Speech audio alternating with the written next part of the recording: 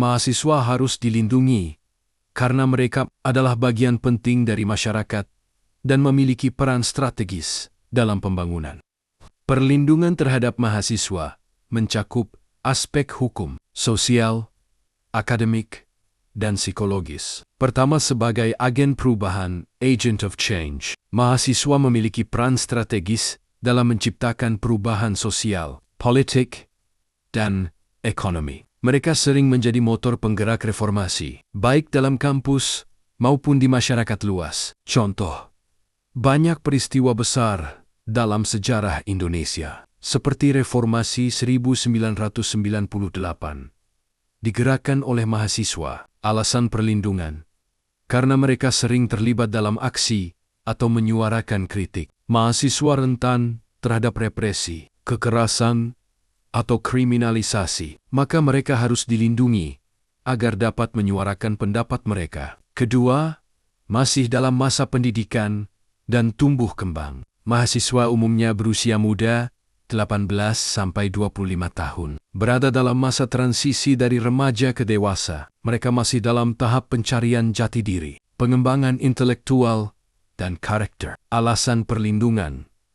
Mahasiswa masih membutuhkan bimbingan dan perlindungan dari tekanan yang merusak mental, fisik, maupun moral, eksploitasi, kekerasan seksual, dan beban akademik yang berlebihan bisa mengganggu proses tumbuh kembang mereka. Ketiga, menjadi target kepentingan politik dan ekonomi. Mahasiswa sering dimanfaatkan oleh pihak-pihak tertentu untuk kepentingan politik, bisnis, atau ideologis, baik secara sadar maupun tidak. Alasan perlindungan negara dan institusi. Pendidikan harus melindungi mahasiswa dari manipulasi atau eksploitasi yang bisa merugikan masa depan mereka dan mencederai independensi mahasiswa. Keempat, hak asasi manusia dan perlindungan hukum. Mahasiswa sebagai warga negara berhak mendapatkan perlindungan hukum dan perlakuan yang adil sesuai dengan konstitusi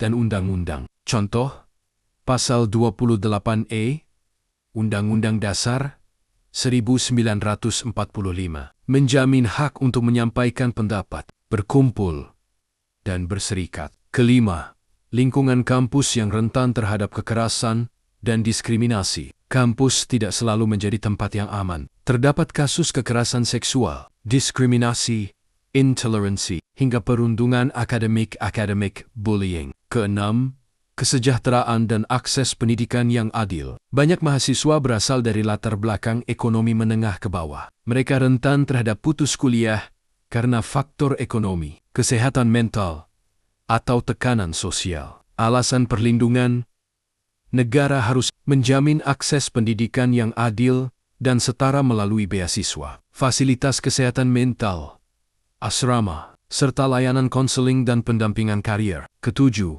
menjamin kebebasan akademik dan intelektual. Mahasiswa berhak mendapatkan kebebasan berpikir, berdiskusi, dan meneliti tanpa adanya tekanan politik atau sensor ideologis.